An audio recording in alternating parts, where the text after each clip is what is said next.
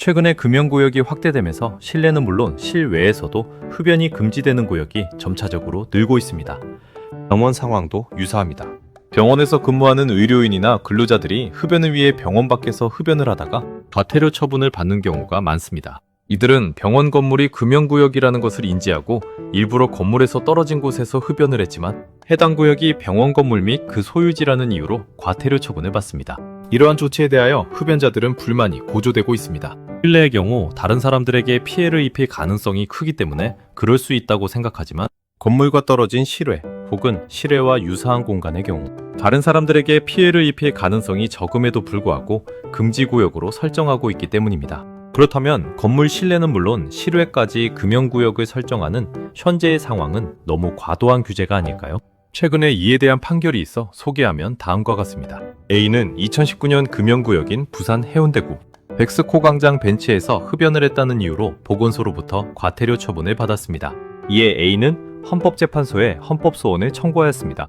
헌법재판소는 해당 조항은 공중 또는 다수인이 왕래할 수 있는 공간에서 흡연을 금지하여 비흡연자의 간접 흡연을 방지하고 흡연자 수를 감소시켜 국민 건강을 증진시키기 위해 만들어진 것으로 실외 또는 실외와 유사한 공간이라도 간접 흡연의 위험이 완전히 배제된다고 볼 수 없고 흡연구역과 금연구역을 분리하여 운영한다고 하더라도 담배 연기를 물리적으로 완벽히 차단하기는 어렵다고 하면서 공중 또는 다수인이 왕래할 가능성이 높은 공공장소의 경우 그 위험이 더욱 크기 때문에 연면적 1000제곱미터 이상의 사무용 건축물에 대하여 예외 없이 금연 부과를 결정하는 것은 법률의 목적을 달성하기 위한 불가피한 조치라고 판단하였습니다.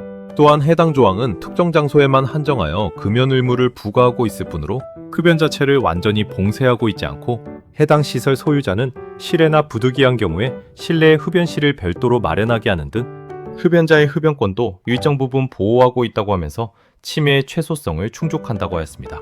마지막으로 해당 조항은 다수인이 왕래할 가능성이 높은 곳에서 흡연자가 흡연을 할 수 없는 불이익이 있지만 간접 흡연을 원하지 않는 사람들을 보호해야 할 필요성이 더 크기 때문에 법익의 균형성도 인정된다고 하면서 합헌 결정을 하였습니다. 많은 연구에서 흡연은 건강에 나쁜 영향을 미치는 것으로 보고되고 있습니다.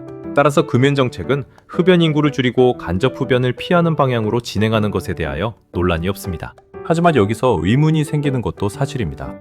이렇게 흡연이 건강에 좋지 않다는 사실을 인정한다면 정부는 마약이나 매춘, 도박과 같이 담배를 해양물질로 규정하고 담배 판매를 금지시키거나 담배를 제조하거나 판매하는 회사의 주식 상장을 금지하거나 국민연금과 같은 공공기금이 담배 회사에 대한 주식 투자를 금지하는 것과 같이 제조사를 규제하는 더 쉽고 합리적이면서도 효과적인 방법을 사용하지 않고 있습니다. 그 대신 담배세를 인상하여 담배값을 올리거나 광고를 금지하거나 판매소에서 담배를 살 때 성인 인증을 강화하거나 금연구역을 확대하는 것과 같이 소비자를 규제하는 더 어렵고 간접적이고 비효율적인 방법을 사용하고 있습니다. 헌법재판소의 판결에도 의문이 가는 것이 사실입니다. 헌법재판소는 연면적 1000제곱미터 이상의 건축물에서 실내 및 실외에서 흡연 금지 구역을 설정하는 이유가 금연 조치를 하지 않으면 간접 흡연 가능성을 완전히 배제할 수 없다고 하였습니다.